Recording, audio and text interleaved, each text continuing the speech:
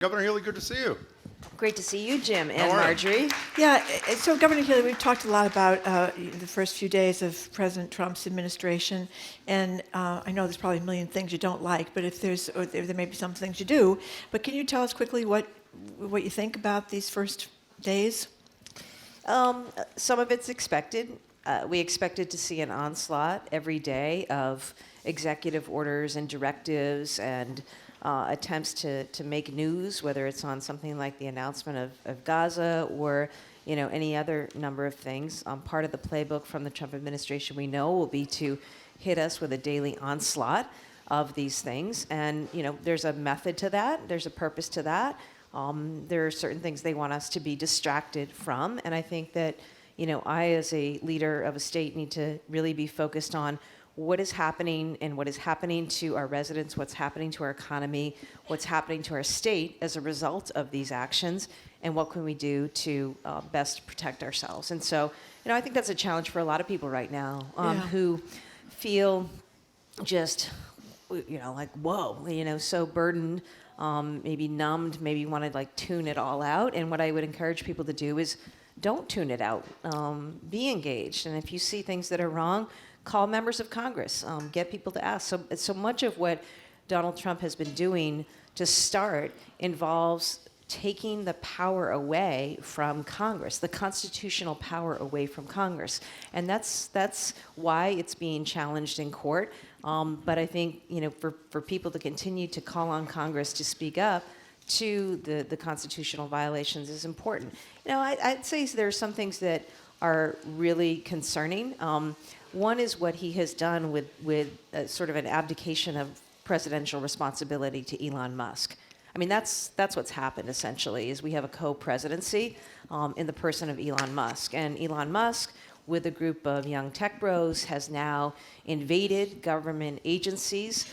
Basically, now we have the American government hacking into all of our personal data, hacking into the data of our businesses, of our residents, hacking into and with the potential to change code on actual payment systems, everything from the way Social Security payments are directed out to the way small businesses receive their funds. So that is deeply, deeply concerning, the fact that we have a person in Elon Musk, unelected, with unfettered access to all of our information. And as somebody who was once an attorney general who enforced laws to protect people's privacy, who actually sued companies when they gave over personal information wrongfully or allowed themselves to be hacked, to understand what is happening right now in the depths of DOGE is really problematic. We've seen actions in court. I think that's very important. But also know that 40,000 federal employees have already resigned. Why is that a problem? Because it doesn't matter what state you're in. It doesn't matter what party you're a member of. You want to know that somebody's there inspecting your milk, making sure that the roads are safe, making sure that any number of things are done that people in government with experience are there to do. And so, the fact that he's had the impact to drive so many people out of office, and that Elon Musk is driving people out of office, is really bad. So I'm assuming we're going to get a lot of calls about specific Trumpian policies, so I'm just going to raise one. We talked on the show about anticipatory obedience, when really powerful people and organizations kowtowed to Trump before he even took office on January 20th. He puts out this executive order against DEI, and powerful institutions, even private companies, cower in his midst. We in Massachusetts have this great supplier diversity program that, under you and Governor Baker, allows us to improve the numbers that used to be abysmal for state contracting with people of color and women. The Mass Commission on the Status of Women, the Mass Office of Diversity and Equal Opportunity.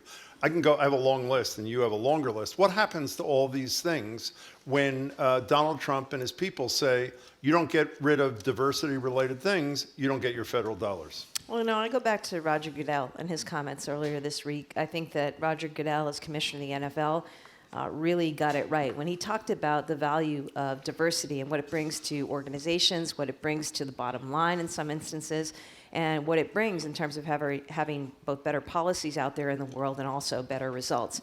we're not going to change what we're doing with respect to any of these programs. These are important state programs. We're going to continue with that and continue to support those who are engaged in that work. Even if he says to you, or through one of his people, he says, your X $100 million in federal funding for Y disappears unless the supplier diversity program disappears. What do you say? We faced some of that before in 2016. All of that will have to be looked at grant by grant, program by program. But I want to be clear that as governor, I value diversity and inclusion. I value equity. I know many join in that. It's important for who we are as a state. It's important for who we are as a country. I applaud businesses that are standing up to efforts to minimize or sideline or silence diversity efforts. It is we've come so far and we've made so much progress, and there's, it is really, really upsetting to see what is happening. But we're going to continue to do what we've done as a state and continue to value these things and support these programs and the personnel, by the way, who are engaged in these efforts. Let's take some calls for the governor. Let's go to Mark in Westwood. Hi, Mark. Hello, Mark. Good afternoon, Madam Governor and Jim and Marjorie. Hey, Mark. Hi. I would like to talk about the condition of the rest area on Route 95 north in Mansfield. There used to be a building there that's been closed for years, and it's been replaced with porta potties that haven't been cleaned for days. There's needles in the porta potties. The parking lot itself is in very poor shape, lots of potholes. The lighting is inadequate, and there are people living in their cars at this rest area. I travel back and forth from Rhode Island quite often, and I don't feel safe, especially at night going into this rest area. And it's the first thing that people see when they travel up from the south into Massachusetts, and I think it's just an absolute embarrassment. So what's your question, I wonder Mark? if there might be anything that could be done to try and improve the conditions at this rest area. Thank you, Mark. Yeah, thanks, Mark. Thanks for the call. I'll raise it with my Department of Transportation secretary, and we'll have somebody get out there and take a look at it.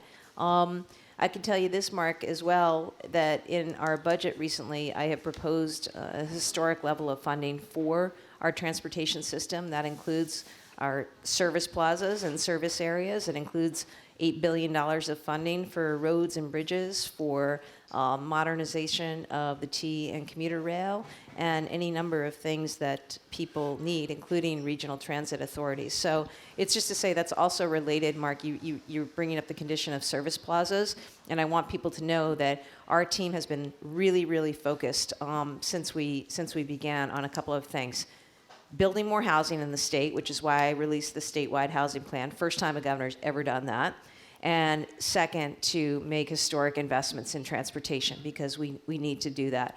Mark, I take public safety seriously, and certainly, we'll get the team right on that. We have a housing call. Why don't we take that, and then you can explain what you announced. Norman, you are in Needham, and you have a housing issue you'd like to raise with the governor, and then she'll fill in the blanks. Norman, welcome to the show.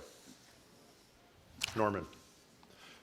Norman on line 4 in Needham. Can we go to Norman? He's got a housing question, please. Thank you, Norman. Hi.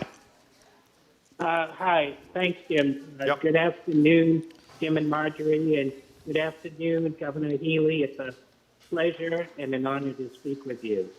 Hi, Norman. Hi. First, I wanted to thank you for all of your support in housing initiatives, including announcing the plan that you did yesterday. And I would like to offer for your consideration 3 possible initiatives going forward. Got to be quick, though, Norman. The first would be you have eliminated the payment of broker fees for tenants, which I think is a great step. But still, a tenant might have to pay basically 3 months of rent. The first month. Okay, we know. So I don't mean to be disrespectful. security- Tell us 2 and 3, please, Norman. Before they can move in, and some people might be able to make the Norman. monthly rent, but not Norman. 3 months at the same time, Okay, especially at the broker's beginning. fees is And- one. and I don't would think like he can to- hear Okay, you. we got to put him on hold. I'm sorry, and maybe tell Norman if he can't I don't hear think us. he can hear you. Do you want to maybe mention the broker's fee thing, because I know you filed something, and then if you could tell people what you did, I think yesterday, Governor? Yeah, one of the things we're really sensitive to is the cost of housing, the cost of rent. One thing we got to do immediately is get rid of brokers' fees that are then passed on to tenants. It's hard enough to have to do first and last month's rent, security deposits. So let's take that off the table. If landlords want to pay it, great, but tenants shouldn't have to. How does that happen? I'm sorry. Getting rid of brokers' fees, how does that happen? Oh, it's a proposal that we made. Ultimately, it's got to get passed by the legislature, but we think there's a lot of support for it. What'd you do on housing yesterday? Yes. Okay, so look, if there's one thing you maybe know about me, I'm not about kicking the can, and our team is not about kicking the can. We may not always make the right call, but we're going to try. And one of the things that we inherited as a crisis in our state is the fact that for years we haven't been building enough housing. And that's why we last year worked really hard to propose and get passed a $5 billion bill to build more housing around the state. It's why we're looking at state-owned property to see what we can do to convert that into housing, why we're doing things like ADUs, these accessory dwelling units that now communities under our proposal can do by right in community just to bring online more units. It's why we're looking at old mills or office spaces and working with developers to incent them to turn these places into housing. It's also, I thought, very important that we actually demonstrate and show to the public region by region what the needs are so that communities can work with us on getting more housing. Why do we need this? I want our young people to be able to stay in Massachusetts. I want our grandparents to be able to stay in Massachusetts when they downsize and not have to leave our state because they can't afford another place to go. I want our businesses to be able to recruit and retain employees and also expand here. So I commissioned an analysis done by a broad array of stakeholders. They came back to me with both a plan and a report on what we're lacking and an actual strategic plan on what we need to do. The upshot is that we need to build over the next 10 years 225,000 housing units. Some of this will be new construction, some of it will be renovation or rehabilitation of existing housing, but we need to do this. I'm grateful to everybody who worked on this, and we are really, really dead set on getting this done. Can I ask you one quick question? I called a couple of my friends who were housing activist types, three of them, and all three had good things to say about what you did, but all three mentioned, and I want to know if this is right, that there's nothing in your proposal that's specifically targeted to low-income homeowners. Is that true, or is that not true? That's not true. For low-income residents, there are a lot of residents who are low Residents. income. Right. I'll tell you, one thing we do immediately is we work to bring online 40,000 units of public housing that right now are sitting empty because they've been allowed to degrade for year after year after year, so they're now uninhabitable. So one thing we propose is quickly renovating those 40,000 units, freeing up, and that'll house 40,000 That was part of your low-income. bond bill. That was part of the $5 billion bond thing. Exactly. But I meant Exactly. yesterday, they were saying yesterday, your announcement about the 220,000 units. Was anything specifically earmarked or set aside for low-income potential homeowners? Yeah, I think it covers all homeowners or all potential homeowners or residents because some of this involves rental property. And it is also to say, though, Jim, we've done a lot already. I mean, just with what we did last year in our tax package, we gave tax credits to developers who in gateway cities were going to be developing more housing. And just with that action, we've already increased housing production in gateway cities by 600%. So we've been able to move the needle some on this already. ADUs, for example, this is like your garage. You can convert into a housing unit that you could rent, for example. If we did that in 1 year alone, we could bring online 8,000 to 10,000 housing units. Okay, so there's a lot of ways we can get there. We're out there enforcing the MBTA Communities Act. The good news on all of that, and thank you to Shrewsbury the other night, we're up to 116 communities have said yes to new housing, which is good. This is about vibrancy. This is about growth. This is about economic viability and sustainability for our state. It is not one size fits all. Each community is different in terms of how they want to do the housing. But if we don't build more housing, if we don't bring more housing online, we're going to lose people, we're going to lose employers, and we will suffer. There's a caller who coincidentally is next who wants to talk about that MBTA law. That's Maxwell and Needham. You're on with the Governor of the Commonwealth. Welcome. Hi, Hello, Maxwell. thanks for having me. Sure. Hello. Hi. Thanks for having Hey, me. Maxwell. Yep. Hello. Go. So with the MBTA Communities Act, it's obviously been very successful, but I'm wondering if you think it's enough on zoning reform. Do you think there's something else you could do? I mean, a lot of towns have passed it, and it's really not going to move the needle. So it's a success in some areas, but I'm wondering what's next? Is there another version down the pipeline? Thanks, Maxwell. Well, I appreciate the comment, Maxwell. Look, the first thing we had to do is sort of, make sure that cities and towns were doing what they needed to do around zoning reform. The other piece of this, and it's something that we started on last year, is actually getting stuff built. Because it's one thing to say you're zoned for building. It's another thing to say, here's the tools that you need to go ahead and build. And that's in the face of inflation and higher costs when it comes to construction. So our $5 billion bond bill that we did, the Affordable Homes Act, helps incent some of that development, helps make the math work with developers, and hopefully that means more shovels in the ground sooner on this housing development. So, what I've said to the team is it's not so much about more or additional legislation this year. It's about implementing the good legislation that we got done, right? And moving forward with all of that. And that's why I'm excited about the plan that we announced and also the strategies associated with it. So last year I read something into something and I was wrong. I saw a ring on your ring finger and I said, "Are you married?" And the answer was no. You're not married. Are you married? No. Okay. Today, you're wearing for the first time, you've been on the show for almost 11 years, Attorney General and Governor. You're wearing a sort of a fleece thing that has an image of the State House, and beneath it, it says Team Healey Driscoll. So let me make another leap and tell me if this one, are you about to announce that you're running for re-election? Well, the reason that was kind of what was in the.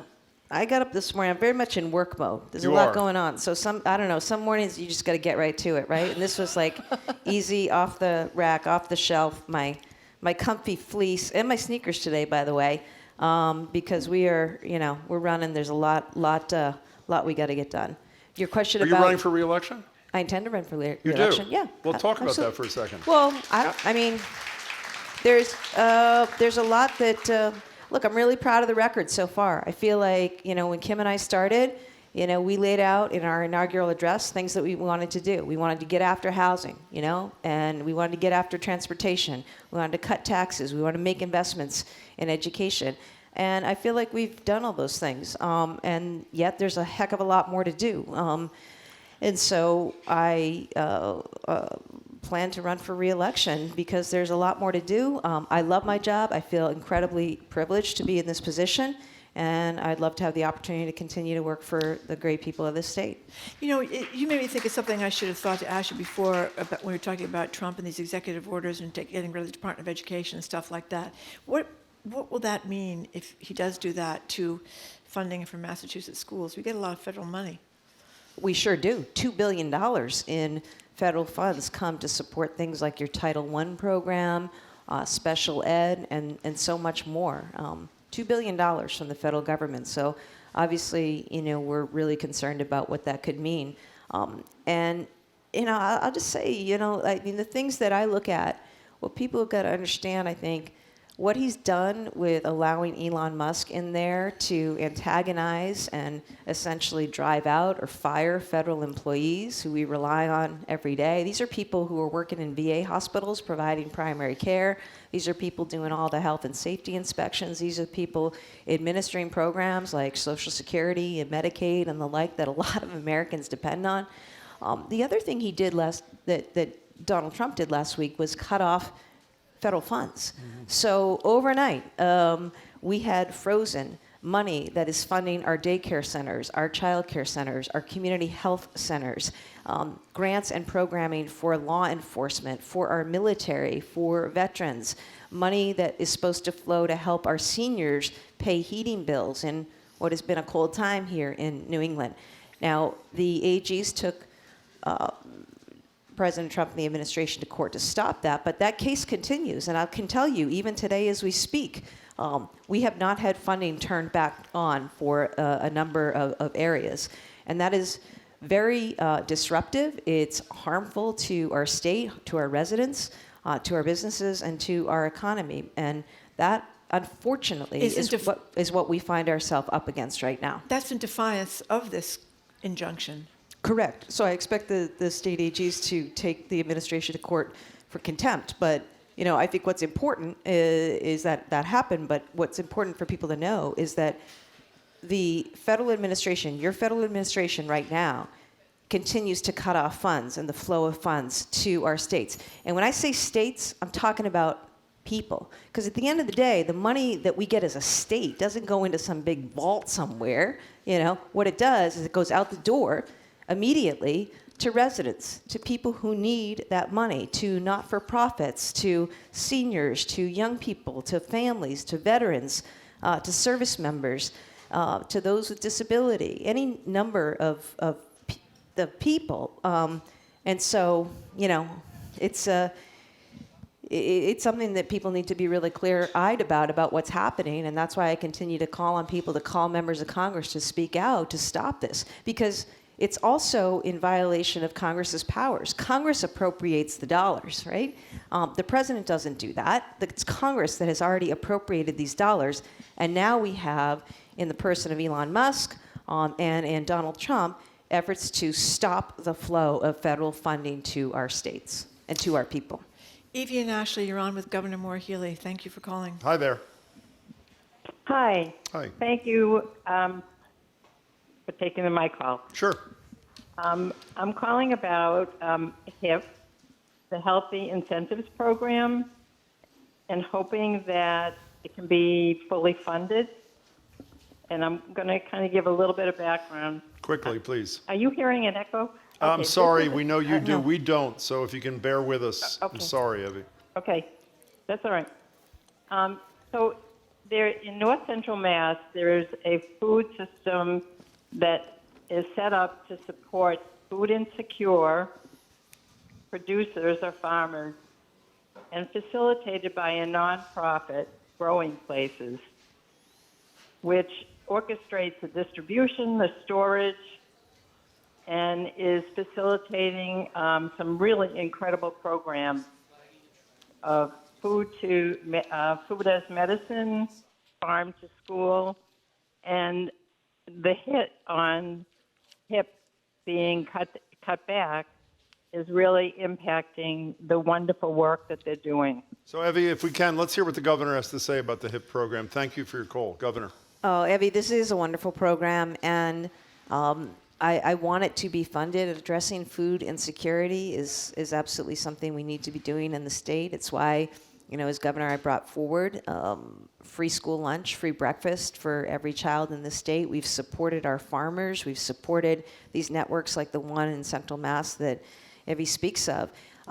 It's also the case, you know, we're dealing with budgetary issues here. The costs have gone up. It's like they've gone up for families. They've gone up when it comes to Medicare, right? And that's 55% of our, Medicaid and Medicare. Our HHS, you know, that's 55% of our budget. So we're trying to work through this, Evie, and see if we can get some help from the federal government. I want to see these programs continue. I know how important they are to families and to that ecosystem, and we want to try to do everything we can to make sure we are continuing to fund. The question is at what level, right? And that's something that we've got to work through right now. Evie, thank you for your call. You know, apparently President Trump said on social media, quote, "I will be signing an executive order next week ending the ridiculous Biden push for paper straws which don't work back to plastic." That is part of his overall screw the environment perspective. I don't know if he believes climate change is a hoax or if he just lies about it. But in any case, it's concerning a lot of people, including Dylan in Jamaica Plain, who wants to know, as climate change programs are under attack by Trump, what are you doing to fight back and keep these programs going in the meantime? President Trump has also put the kibosh on building any more charging stations for electric cars. Yeah. This is why we need the advocacy, you know, and the advocacy to those in Congress who can stop this. Your state will continue to operate the programs that we operate and that we fund, but we are not going to be able to pick up the tab on federal funds that are taken away for climate, for infrastructure, for education, for transportation, for healthcare. I need to be really direct with the public about that because a lot of people are coming to us saying, what are you going to do? You know, come to the state, you know, and as if we have tight budgets. I think that we just need people to understand this is exactly why you need to be speaking out to members of Congress so that money that has been appropriated, for example, we have well over $100 million right now in a Solar for All program. This is a program that we expect to have great benefit. It's going to save 30,000 households across Massachusetts, an additional 20% on energy bills. It's also going to create 3,000 climate jobs in Massachusetts, construction jobs, installation jobs. This program right now has been shut down by the Trump administration over the order of a federal judge. And it's this kind of, you know, effort. He's frozen funding to remove PFAS pollutants from our drinking water, and that's going to stand in the way of communities from Great Barrington to Barnstable from making the important infrastructure investments that they need to make for their communities. He's frozen funding to clean up contaminated Superfund sites in towns like Attleboro and Danvers. There's a water pollution issue in Chicopee right now that we had funding from the federal government to move forward on. We're talking about basic health, you know, of communities. We can't move forward on because they've frozen the funding. So, you know, I just and the price tag for all of these things. When I said federal funding, you know, I just found, what was my budget, Jim? You know, it's $56 billion thereabouts. Is that true? Yeah. Well, you would know, I think. Yeah, and you know, just imagine. I mentioned $2 billion for education alone. We estimate there could be losses of Medicaid funding up to $5 billion alone. Understand, we don't have, you know, reserves or wherewithal to make up for this, which is why it's very important for people across Massachusetts and across this country to understand what these cuts mean and how important it is that they get the administration to reverse these positions. Governor, But of course, it's very difficult to reverse those positions if you have a Republican Senate and House that is with them. Well, Republican, Democrat. I mean, you know how many people live in so-called red states who need access to Medicaid, who need access to, you know, special ed and Title I services, who actually want, I think most people, who in this country doesn't want to have clean water, right? Who wants to drink polluted PFAS, you know, infused water? Yeah. I don't think anybody does. So I think there's commonality around this stuff, and that's what we've got to talk about. 877-301-8097. Before we get back to the calls, John Chesto at the Globe did some great reporting a couple of years ago about overpayments from the federal government. We don't have to go into the cause on unemployment. There was a story by John Chesto a couple of weeks ago that you cut a deal with the Biden administration on the Friday before Trump was sworn in to save the state somewhere in the neighborhood of $1 billion, taxpayers, et cetera.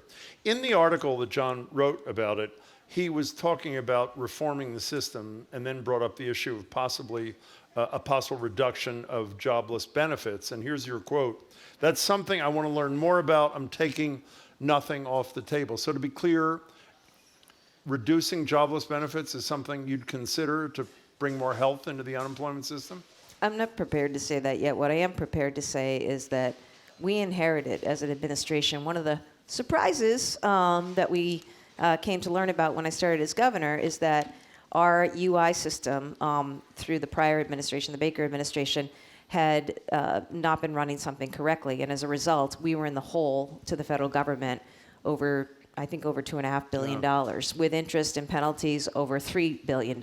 So that was not a great surprise. So we got to work on figuring out what we needed to do. We were able to successfully advocate with the federal government, with the Biden administration, to reduce that balance by over a third. And I've also, which is a very good thing, and also I've said that the UI system generally, which has been underfunded for years or fragile, right, for years, I think we're 47th in the country in terms of that.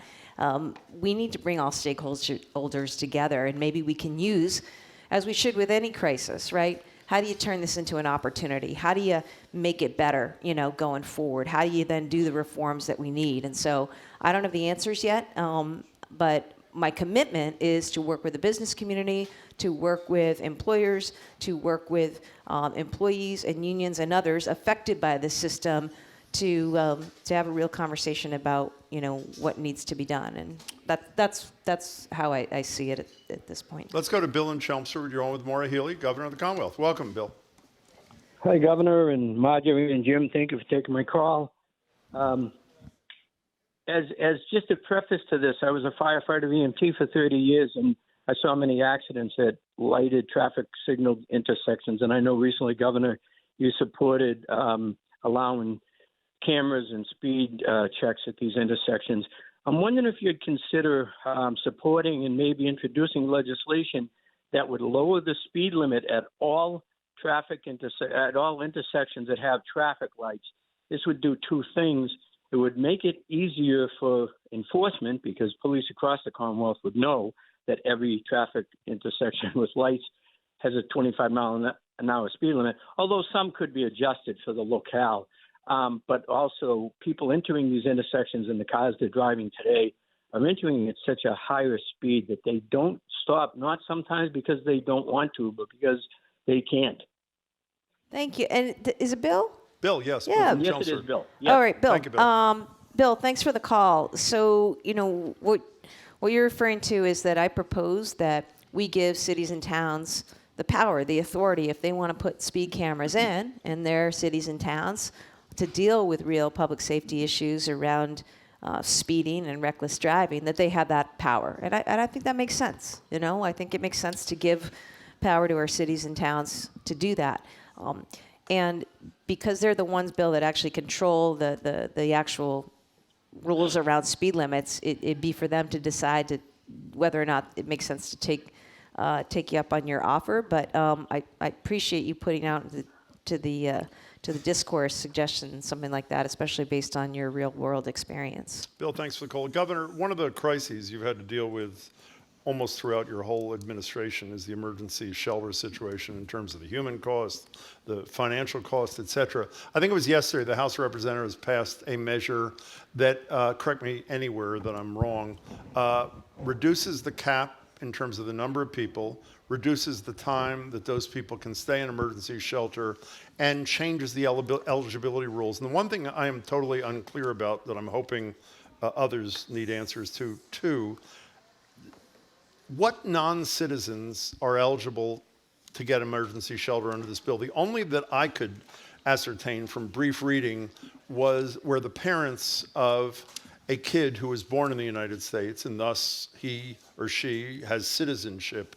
Other than that, what non-citizens under the House version of this emergency shelter reform would still be eligible to participate and get housing? Well, we got to go see what the House does, and then of course it moves to the Senate. Right. And so we don't have a final word on that. But what I've tried to explain to people from the beginning, Jim, is that we are the only state in the country that has this right to shelter law that requires the state to house women and children and families when and if they become homeless. And what we've seen, because we've got a national housing crisis and a lot of people are facing housing insecurity, we've also seen failed immigration policies at the border. So we've seen more migrants come across and make their way up to Massachusetts. We saw our emergency shelter swell, and that happened under my prior administration. The Baker administration saw those numbers grow, and then they grew the last couple of years. What we've done is institute reforms to bring those numbers down. So the actual cap that the House is proposing is in line with where we think we're going to end up, because we're already seeing a reduction because we have better case management. We're intervening with families sooner. We've done job training and placement for folks. We're getting them services and getting them out of emergency shelter, which was intended to be temporary, right? Not something permanent. When I started as governor, we had people who were living and have been living in hotels with their kids for years, right? So we are trying to make proposals that make this system function better for our families. They're actually also going to have the effect of bringing costs down. And so we're going to continue to work with the legislature on this. And But are there on- categories of people who are not citizens, temporary protected status, people who are victims of domestic violence, other than a non-citizen whose kid was born here that you would want to be eligible in a No. final version? No, the way this works, and I am very sensitive to victims of domestic violence, people who are fleeing abuse, fleeing fire and flood, and need a home. I mean, that always has to be the case, that we need support for those folks. I think it's also the case that people who are taxpayer supported have to be folks who have an intent to stay here in Massachusetts, that they aren't just getting evicted from an apartment in Pawtucket and driving north to our DTA office in Attleboro and saying, Massachusetts, house me. Got it. We only have so much in terms of funding, and right now, more than half the families who are in our shelter system are Massachusetts families, meaning like they're homegrown Massachusetts families. They've been here, they've grown up here, and for whatever reason, they've ended up in a situation needing an emergency shelter. We need to continue to provide that. That includes, by the way, people who are United States citizens and people who are living here who are not United States citizens. But we've got to continue to work this problem through with the legislature.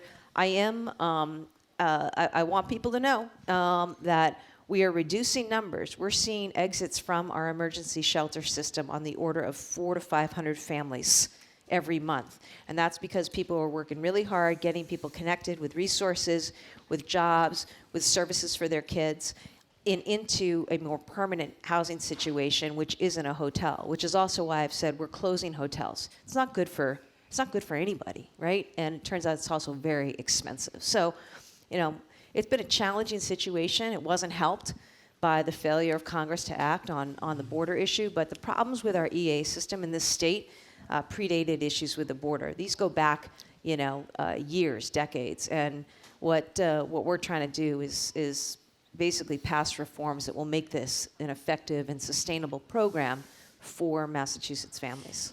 Governor, I've been reading the text, and we're getting a lot of texts from people that are concerned about what will happen with their child's program, autism program. I guess that would come under Special Ed 766, or about adult day shelters, or about services that they're able to get right now, social services kinds of things, especially for their children.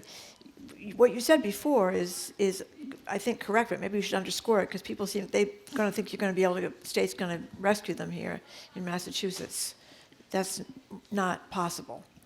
It's not possible, and it's unfortunate that we as a state are in this position. It breaks my heart to know that families are stressed out and worried right now about what's going to happen to their kids, what's going to happen to their aging parent, what's going to happen to their family member with a disability.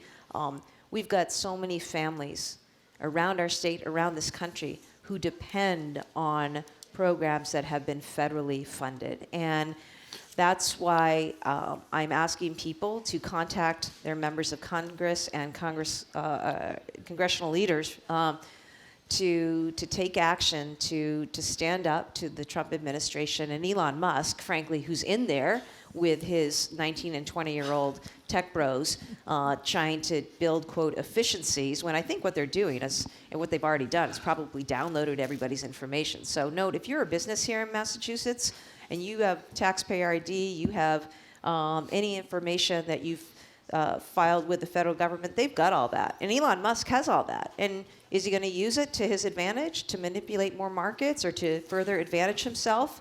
I don't know. We have zero information about what's happened. Your Social Security numbers, all of your personal identifiable information that is with any federal agency is now in the hands of Elon Musk and the 19 and 20-year-olds. I don't know what they're going to do with it, but when it comes to like basic things, that programs that people rely on, this is what is being taken away, is being frozen, is being cut, is on the chopping block, is being threatened. And it's really important for people to speak up and tell the story about like how dependent they are on these programs. As governor, I'm going to do all that I can, right? My administration will do all that we can. But at the end of the day, we do not have taxpayers, Massachusetts taxpayers, our general fund, it's not big enough to cover these holes. It cannot begin to make up these differences and these shortfalls, and that is the very scary reality that we're facing. Let's go to Margaret in Newton. Thank Margaret. you, Margaret, for Hey. calling. Hi, hi, Governor. Congratulations on signing the big long-term care bill in September. We have been waiting for that for decades. But many needs remain, and I would just like to talk about one of them today. It's the personal needs allowance for residents of nursing homes. There are 20,000 of them, and all they get to keep is $78.20 a month. And that's supposed to pay for anything they want, a toy for a grandchild or pizzas for a family visit, and it has not kept up with inflation. All it needs to do is to go up to $113. That's all we're asking now, and that would be about $11 million out of the state budget. So would you support this? Would you put it in the budget? Well, thanks, Margaret, for your call, and I certainly was proud to sign the long-term care bill and appreciate all the advocacy on that over the years. I just filed my budget. I don't know where we stood in terms of what we filed for a figure for that program, but I certainly will take it back to the team and encourage you to talk to the legislature because the budget is now with them. Speaking of the legislature, as you know, Governor, a mere 72% of the voters supported the ballot question to audit the legislature. We know there may be constitutional issues. What's your reaction as the leader of the state to two things? One, the almost uniform resistance on the part of the legislative leaders to being audited. And two, what was your reaction when you heard the Senate president compare the auditor to Donald Trump in terms of her desire to carry out what 72% of the voters wanted her to do? Well, I didn't hear that comment or the context of that comment. And in terms of the auditor, I mean, I have my own relationship, as my administration does, with the auditor. We comply with audits. They happen regularly. And in terms of the legislature's position on that, I'll let them speak for themselves on that. Did you vote for it? Andrea Campbell said she did the other day. Did you vote for it? I support it. You did vote yeah, for it? Yeah. Can you talk about something much more upbeat than a lot of what we talk about? There's about to be a Absolutely. poet laureate in Massachusetts, we hear, yeah. and Yes. we're big-time supporters of that. Yeah, Massachusetts, it's funny because we have more Pulitzer Prize winning poets, more Nobel laureate poets than any other state in the country, and yet a lot of other states have poet laureates. We've never had one. So I signed an executive order the other day that establishes a poet laureate. We're going to have a search committee, and I hope to name one later this spring, and I think that's really important to our state. You know, poetry is and arts and culture are really important to the fabric of community, and certainly to who we are as folks in Massachusetts. We have some incredible poets that have come out of Massachusetts, and so it's an opportunity to show that off, and also to inspire and engage with creatives and poets here, and younger folks too, who we want to see interested in and supported in poetry. My favorite poem is actually from a person, Massachusetts, Marge Piercy's To Be of Use. Do you have a favorite poem? Do I have a favorite poem? I don't think I have a favorite poem. Favorite poet? No. You like poetry? I like poetry. My mom always read us Robert Frost whenever there was a snowstorm. I grew up in a town that had Longfellow's summer residence. I love Mary Oliver. Yeah, so do I. We loved Mary Oliver. There are just so many. I mean, Massachusetts, we've got, E. Cummings to Phyllis Wheatley to Emily Dickinson. Emily Dickinson. Right? There's so many. So we'll have a lot of good opportunities to celebrate our poets. Also, we're coming into the beginning of our celebration of the anniversary of the birth of this country and American democracy right here in Massachusetts with the 250th. Other good news, Jim, I'll say that Massachusetts, again, we were ranked #1 in education. And I'm proud of that, and we're gonna continue on that. We know we are still making up for learning loss, especially when it comes to lower income students and students of color across this country. And one of the things I'm excited about in our budget that we included is heavy investments in literacy at the early grades, and also high dosage tutoring. Studies are overwhelming that if you provide young people with even 15 minutes a day of individualized tutoring. A lot of this can be done online in school.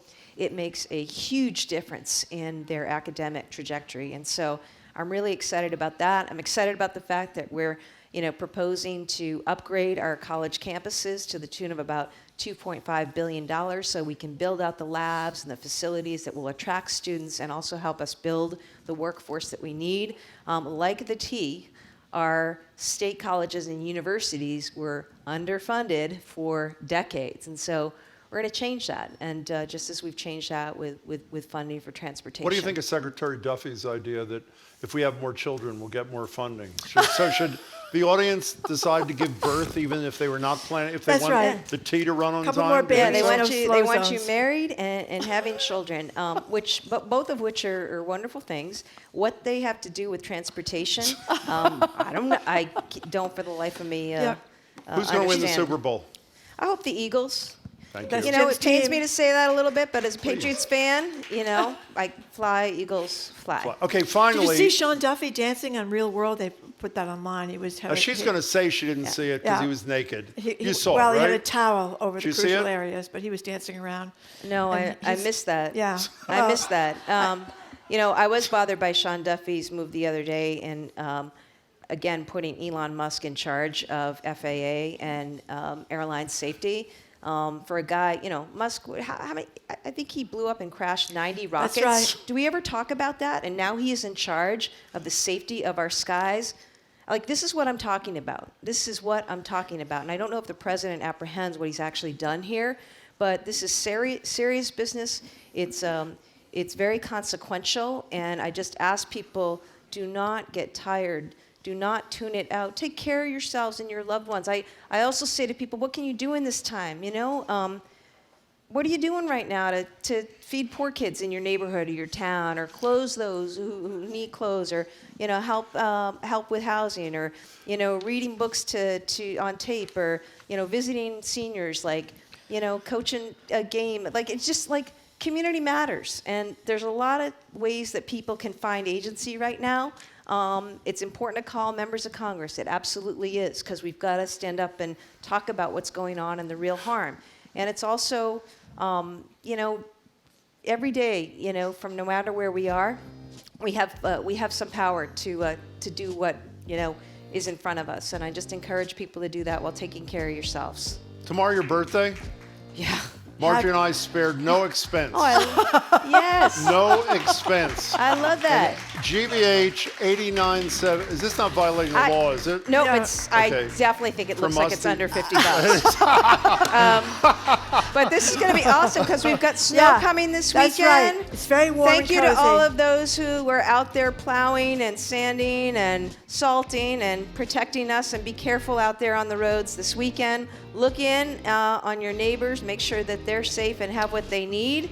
And always great to see. I look forward to being back. Happy birthday. We'll Thank see you you. soon. Governor, lots of Healey. people are Thank texting you. to say they're very, very grateful that you will come and Look spend at an this hour with woman us each here. month. Oh, she looks adorable. Get a photograph Perfect. It is quickly. perfect. Thank you very much, Governor Healey, for coming in.